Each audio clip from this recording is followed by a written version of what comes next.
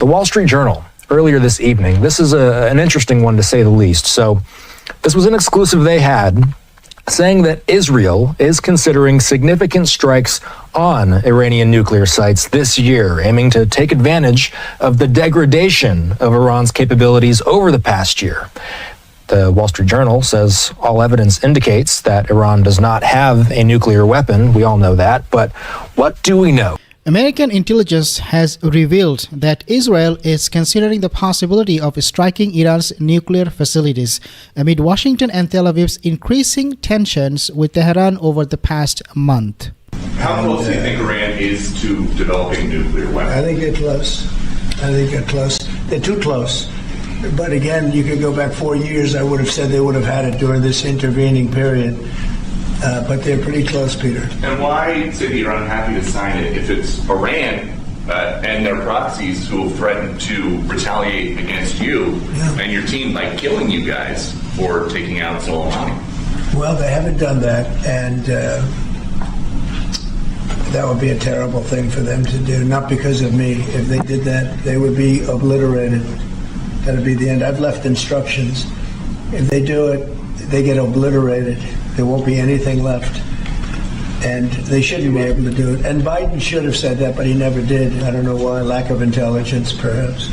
But he never said it. According to Wall Street Journal, which cited unnamed officials familiar with the U.S. intelligence report, the quote, weakened state of Iran's military apparatus throughout the Middle East has significantly increased potential risk of further high-stakes military activity in the region. The intelligence assessment produced during the final days of the former U.S. President Joe Biden also reported that Israel may seek U.S. support in pursuit of such an attack, with the Israelis reportedly believing that current President Donald Trump would more likely back military action than Biden would have at the time. Officials also spoke of a second intelligence report that followed on from that, this time during the early days of Trump's administration, which reiterated Israel's consideration of strikes on the Iranian nuclear facilities. Netanyahu right now is perhaps why agreed to a ceasefire in Gaza and also listening to almost everything Donald Trump is suggesting. Yes, obviously there is this dynamic of relationship where Donald Trump will not take order from Netanyahu. He's not that kind of a guy. And also Netanyahu is not going to be someone who will be daring to bully Donald Trump, especially when he needs support, not only just in Gaza or in Lebanon, but also in Iran. Therefore, this relationship dynamic tells us that perhaps Donald Trump has promised something to Netanyahu in order to have him listen and follow everything that he's saying, promising behind closed doors that I'm going to be helping you with Iran. Who knows? That could be one of the reasons why we're seeing that Netanyahu is getting along with Donald Trump pretty well. Because think about this, Gaza ceasefire deal was a big deal for Netanyahu because he can lose his political career. He could be prosecuted if he stops the war in Gaza. And we know that the reason why he committed this genocide was not only that it was a response to the October 7th attack, as they claim. Obviously, we have Hannibal directives and all those in play, but it was also to save his political career. And this is what is happening at the moment.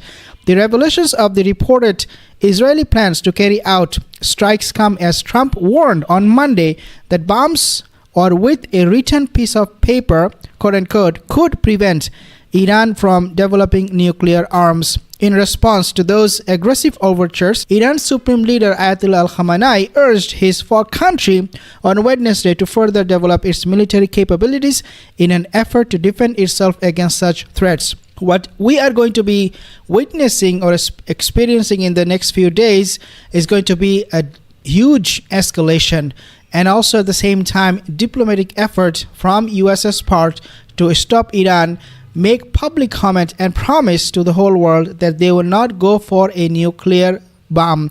If they don't do it, regardless of what they want in return from US, whether US will fulfill those demands or requirements from Iran or not, US would want Iran to come out and say to the whole world, we will not pursue a nuclear weapon, and please, in return, do not strike us. Not that you lift our sanctions. No, that is not going to be a requirement from Iran. That's what that's US or Donald Trump wants. The requirement that Donald Trump wants, or the answer that Iran will receive from US, is the Donald Trump's leniency to not to strike them at all. We, of course, do not respond to the language of threat. This is a fact, and we have proved it in the past. But we do respond to the language of respect.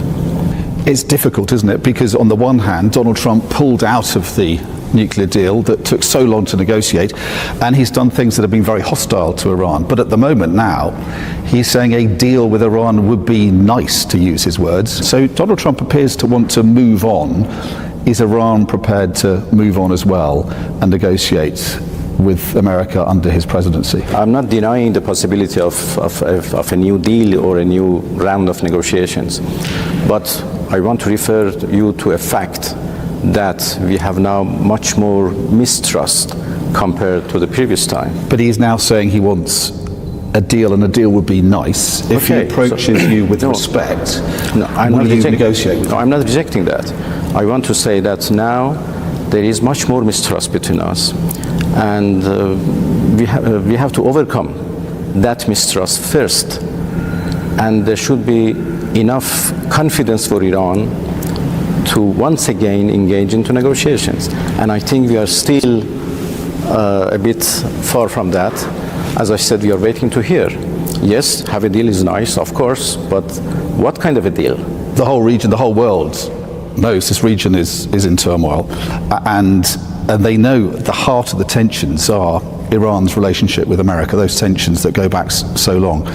And they're waiting to see, is there a glimmer of hope from what you're hearing from the new president that some kind of discussions are possible? Well, diplomacy is based on hopes. So we never lose our hope for any diplomatic effort and for any initiative. We had this experience in the past. We were able to resolve this difficult question through diplomacy, and that experience can be repeated. But again, the situation is different and much more difficult than previous time. Lots of things should be done by the other side to buy our confidence. If you like my content, consider subscribing and support my channel. Thank you. Lot of things must be done by the other side in order to get us to stop building that nuclear weapon. Of course, Donald Trump administration, they're not going to give you those things that you are asking them to give. Thanks to Israel, their bullying behavior, this mad dog is out there to bite anybody and everybody they want. And so far looks like Donald Trump is going with that, but perhaps down the line he will realize that it is never a good idea to strike Iran, who now has Russian weapons, who has Russian air defense systems, and all of these Shahid drones in their arsenal.